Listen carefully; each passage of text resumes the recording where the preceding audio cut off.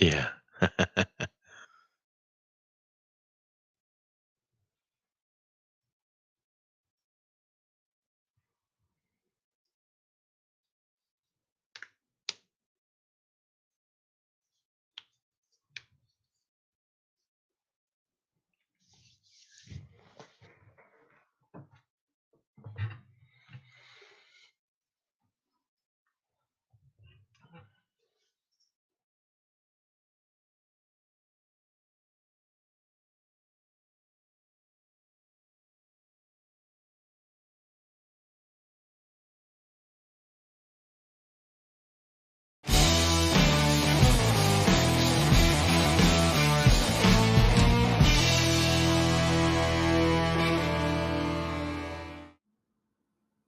Welcome, ladies and gentlemen, back to the ServiceMonster podcast. Short episode today here on April Fools is a set of circumstances played with our time, our schedule, and we were slated to have Robert from Robert Atlas on and talk about kind of his successful migration as I want to call it a franchise, but it's a little short, but we'll let him explain that to you when we get it all scheduled. I thought it might be interesting to kind of hear his journey because I know I talked to a handful of you guys who thought about maybe franchising at one point might be a good idea. I've seen one person successfully do it in the 18 years we've been in the cleaning industry. Other than that, those franchises were already established. Many of the 7 that we have as part of the offering of ServiceMonster. And he gave a fairly unique one. So I wanted to invite him on and talk about that. But the cards don't always fall where we want them to. And instead of pontificating ad lib on a topic that you guys will probably not care that much about, we're just going to jump right into some ServiceMonster updates, ServiceMonster news, do a couple SMUG posts, and then we're out of here. So, but before we do that, I do want to point out that it is Michael's last show with us. He is leaving to go do more purposeful things in his life. And we're excited to see him on his new journey. And the 3 years that he spent with us has been incredible.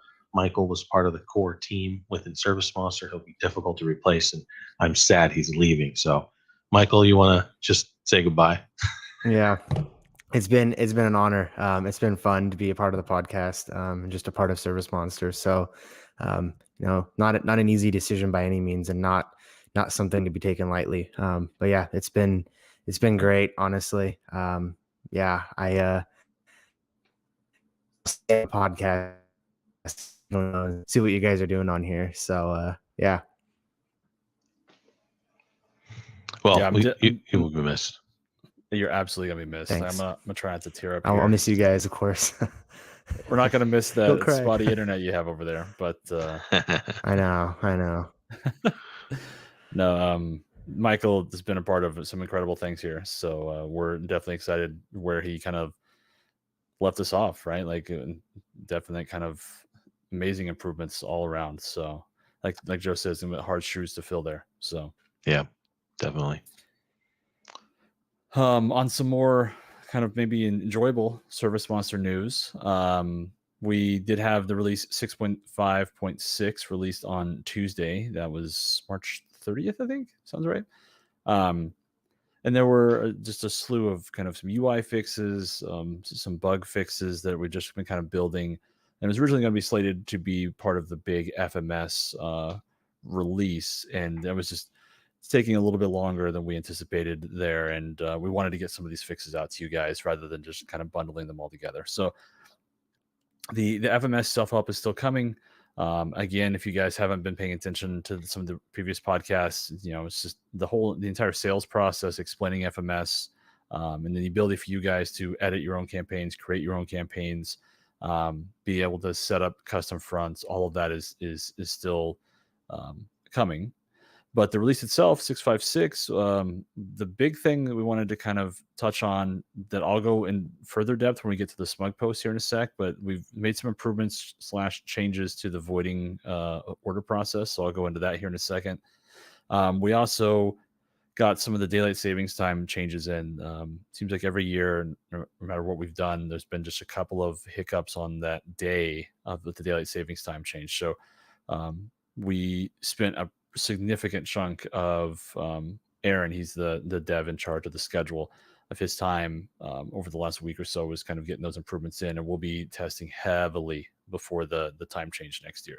So we also made some improvements to the lead sheets, particularly for our corporate clients who have a lot of fields in that area that just it needed to be cleaned up. And so we got that handled properly.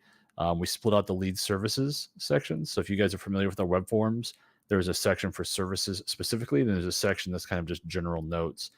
And they've been just all kind of clumped together into the lead note field, but it makes it difficult to work with if you're using, you're doing any custom development through the API. Maybe you're trying to use Zapier, things like that. And all you want to target are the services specifically. So we split that out. It's much easier to work with now, and they will both show up both in the activity. And so if you guys aren't familiar, then activity is created right with those note fields. So you have that permanently on the account and also on that lead sheet. So there's also going to be a small hot fix going out today, pretty much as once I get off this this podcast. So just a couple of small changes there coming as well. Mobile, we had the release. We talked about that last podcast. So I'm just going to kind of blow past that. We have another release. It's probably going to be coming out next week. I'm going to put a tentative on that just in case we run into any snags in QA. Joe and I are very kind of cautious about giving specific release dates until we know for sure. But yeah, there's some fun things coming there. Send Gym functionality in the mobile app. Some of you guys who are kind of using the older apps specifically because they have that. So we've been wanting to get that in just to, force that change a little bit. You're able to import your Google Calendar directly from mobile. So if anyone's starting out fresh, they just want to pull their jobs in really quick right at the start, you can do that on mobile. There's still further customization you can do on the desktop, right? But we wanted to get that basic functionality in there. And there's a couple other exciting changes too, including an account list. And this has been a really interesting topic because the account list, typically if you're looking someone up, you're actively searching for someone. You're not necessarily sorting through 1,500 clients, just swiping your thumb up like you're, going through, I don't know, Tinder or something. But it is definitely something that a lot of users kind of get used to, or just kind of they feel comfortable with that. They expect it. They expect it to be in there. Yeah. So there's a fun little anecdote here about listening to your customers. Sometimes your customers don't know what they want or why they want it.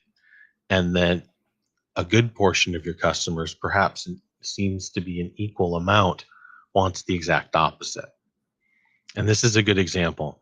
Whenever we've had an accounts list where you just went and then there was a list of accounts that paged and sorted and filtered and did everything that you do like a grid within ServiceMonster, well, you would get a good portion of the users being like, why are you taking up space with this bullshit? I don't need an accounts list. I just need to search for an account because I'm not going to be scrolling, just like what Adam said. I'm not going to just be scrolling through or paging through the list. But there seems to be an interesting expectation with a 50% of the group of people who start using the ServiceMonster app. Where's my account list? Because they have an account contacts list on their phone. And so here's where our clients' lack of perspective for the clients who have the expectation of it being there, and the clients who have an expectation of it being there, not really knowing why they need it, just knowing that they don't feel right without it. And then here we are, ServiceMonster, understanding the position of both parties and having introspection in both areas. And of course, we're putting it back in because it doesn't hurt anything to have it. It manages the expectations of those who need it. And if you don't need it, you don't use it, because everything else stays the same. But it has that paging and sorting and typing and filtering within the list itself. And so you can imagine if you were a small business and you had Google and you had your contacts list, and that's all you had, and you're a maid service, which means you've only got maybe 30 or 40 of those people, well, you can do an import from your contacts list. You can hook up to Google Calendar, and bam, you've got everything you need right there. And you can go to your accounts list and see the 20 or 30 people that you have active that you're servicing. So I think it's, I was one of the ones who originally designed putting it in, and I understood all the reasons for it not. And then eventually those voices won out, and we took it out for like 3 different builds. And most people didn't miss it or complain too much about it. But new people coming in, not having it, not meeting that expectation is a friction point. So it's just it's interesting to me because the psychology and in order to fully comprehend that situation, you've got to be introspective for both parties and why they would or wouldn't want it. So I just find the whole thing a fascinating case study in deciding what your clients want. Yeah, no, exactly. Same thing over here. I'm glad that you kind of dove into that a little bit because I personally, all of this is, it's a big part of my job. It's a big part of, what Joe and I are both always constantly talking about, writing up use cases and such. I find it fascinating, right? Because like Joe said, it's, user behavior, psychology, any of that is always kind of a fascinating topic. But and something you should be applying to your businesses too, right? I mean, I didn't pontificate, so you understood necessarily about our process by which we decided to put the accounts list back in. But moreover, how can you take that and apply that to your business? What are your customers' expectations? How sensitive are you to those? Are you managing that and understanding what products and services and how you want them serviced in your demographic, in your community, and then building that as a pillar of strength, paying attention to it, and then really helping scale that out. And then knowing that you can't serve, you have a limited number of resources, right? You don't want to start chimney sweeping all of a sudden. A little bit of, information and knowledge, especially as a carpet cleaner or a house cleaner. But you get the idea. Like, where can you adjacent provide service and value to your clients? And, are you attentive to what their wants and needs are? And then recognizing that at scale and implementing that for a big win. Well said. The last bit, I'm gonna let Michael chime in here just so we hear his beautiful voice one last time. Want to talk spring FMS, buddy? Yep, same thing as before. I mean, it's now spring. It's been spring for a little while, so you can still place a card order. I think the approval time is like setup time is 3 to 5 days. So those will be set up pretty quick. You still have time if you want to get some spring FMS cards out. But I mean, this is like one of our like big campaigns in terms of like a supplemental offering with FMS, just because spring cleaning, the weather getting better it's just a good time to do this to get some repeat business. So yeah, I'll put a link in the description like always for that order form. But yeah, it's a great time to do it. So, but don't wait too long because it's already, well, today's April 1st, so it's getting well into spring at this point. But yeah, good time to do it. Technically, spring's only been here for like 8 days or 10 days or whatever it is. But it's halfway over, Adam. But it's short. Do it now. Push the button. Yeah. You don't want to be sending a spring card when it's like 2 weeks until summer. Right. I mean, you can, but it's not the most ideal time. So. If you guys want to send a card in summer, like my birthday is like right around that change. Just send that to me. Send all your love to me. No, Adam's address is that would be poor. That would go in. That's a HIPAA violation right there. Anyways, let's dive into some SMUG posts. There were really a lot of things to talk about, but I'm just going to kind of lump. There were some bug posts and there were some feature requests that went through, and there was some great communication that was going through, whether it was between me and Joe or whether Brenda stepped in, talk about some of the SMTP stuff. So I just kind of wanted to, I guess, have the SMUG offering be a little bit lighter this week because we were going to have Robert on. So I'm just going to say basically everyone who posted, we we definitely are working on those bugs. We definitely take your feature requests. Well, we appreciate hearing about those. It's good to knock another item off of Alan's list. Though for some reason, my reply to him, I don't know if you saw that, Joe. My replies to that post were marked as spam in our private No. group. Are you serious? I was so weirded out Yeah. by that, because yesterday they disappeared, and I was like, "What happened?" But yeah. So, anyways, apparently I've been spamming the channel too much, so I apologize for that, guys. Anyways, let's go ahead and dive in. First one's from Mary Lynn, and she was asking, where do you delete an invoice? And definitely didn't want to, drop the April Fool's joke on any of you guys. We made it harder to void or to delete or whatever. But I'm just going to kind of walk through really quickly, kind of what we made the change here for. Before, you could just select voided in the order type dropdown, if you guys know what I'm talking about. So like right underneath that save button, you just want to change it from an estimate to a work order, right? Or you want to change it from a work order to an invoice. Well, voided was kind of lumped in there because technically the system looks at it as an order type, right? But it's not really part of your standard workflow. You're not looking to void an order. That's not really the goal. Voiding an order is just kind of, hey, this didn't work out. I want to keep it for historical documentation, and it's out of my purview, right? And on the flip side, we had the delete button, right? You could delete an order, but the delete defaulted to what? Defaulted to voiding, and there's a reason for that as well. We want to make sure no one's accidentally deleting something. So first and foremost, it starts on the voiding process. Then if you try to delete I want to pause on that. Why though? Because you guys cost me way too much money when you delete shit you didn't mean to and call us up and try to get it restored on a backup. It's not an easy task. It takes my engineer team away from what they're doing, building a better product for you, and they got to go then fishing for something that you accidentally deleted. And so we're making that process harder. And when we did that, it was click to delete. Well, are you sure you don't want to void? Are you sure you want to delete? And then they do their process. Yes, I want to delete. Here, I'll put the order number in to confirm it, then delete. Because I'm going to stop fulfilling those requests for anything in ServiceMonster 6. So that's why we wanted to do that. So Adam, carry on. So yeah, now we haven't had a delete button that brought up this thing that was, but do you really mean void?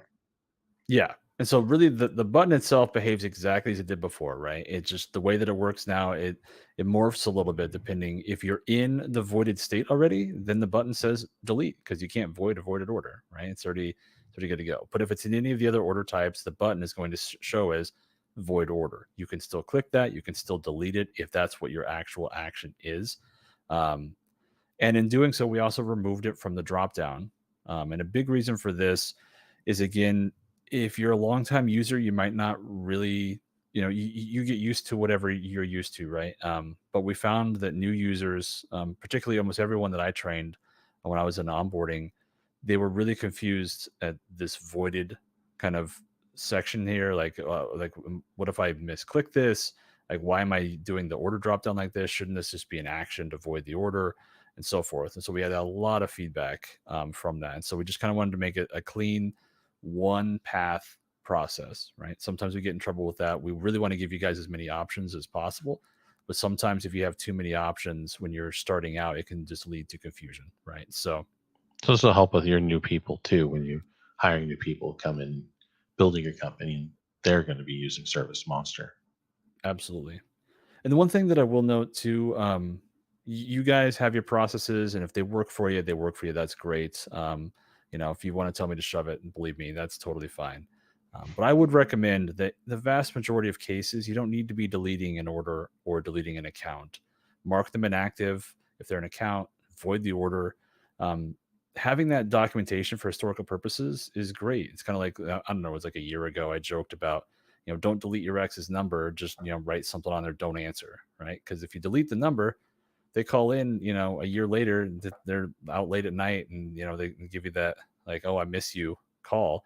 If you don't recognize the phone number, because none of us do that anymore, then you could answer that. And then you're on the hook, right? It's the same thing. What if you delete an order, has something that's useful for, 2 years later, maybe that customer calls back in and you don't know it now because you've deleted the account.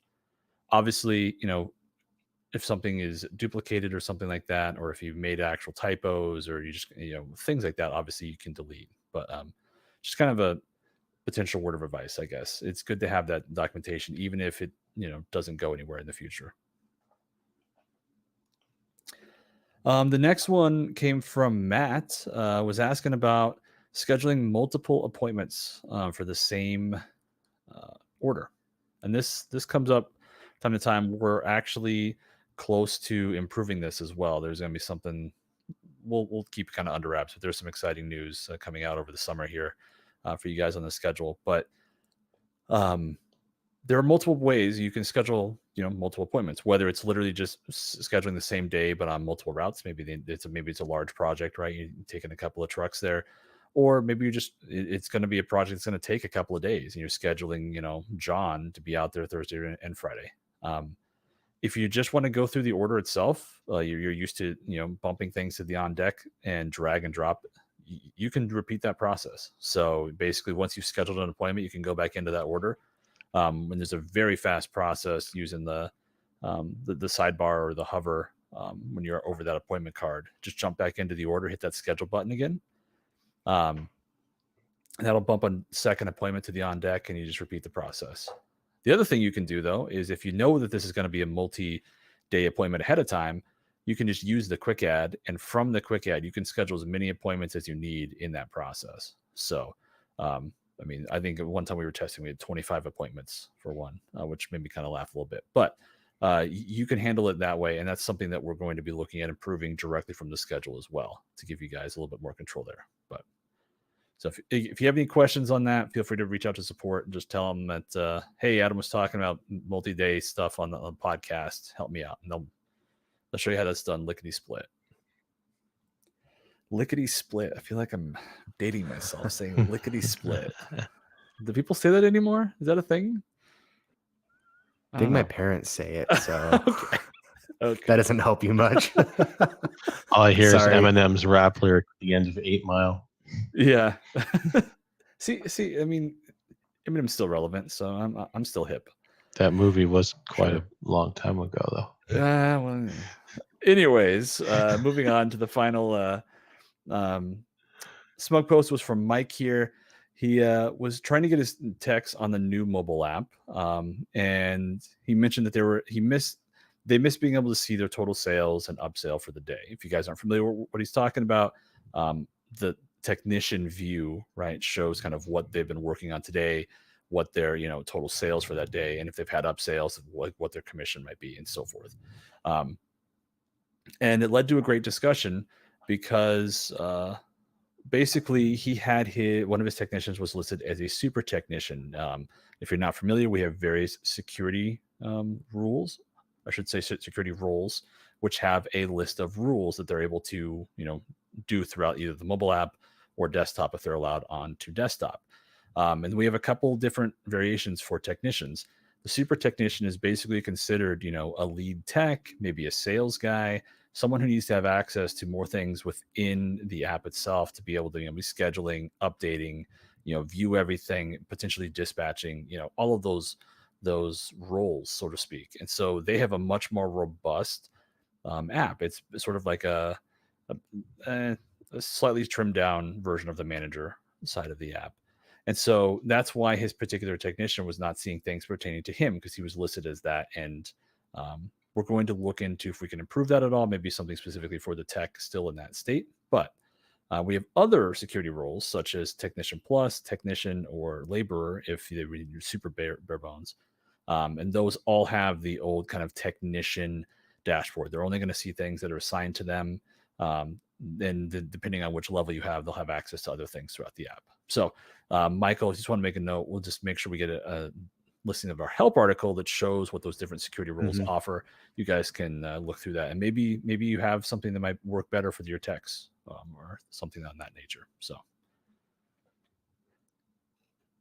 and with that, I just those 3 SMUG posts. Like I said, we're gonna have a bada boom, bada bing. There we go. That's all she wrote, I guess. Yes. All right. Very good. Michael, you will be missed, especially on podcast. We got him still for a week and a half or so. But yeah. Yep. transition. quite done yet. And yeah, so that's the show, guys. Thank you so much for your attention. Be safe.